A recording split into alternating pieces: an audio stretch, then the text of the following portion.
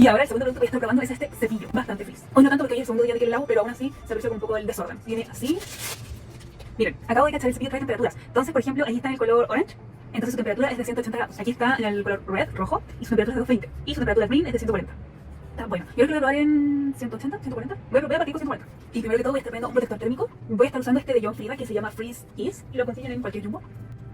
Es bastante económico, pero es muy bueno. Y ahora voy a estar distribuyéndolo.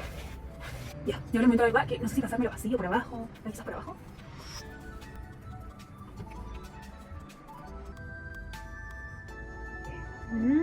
Ahí de a poco como que va quedando.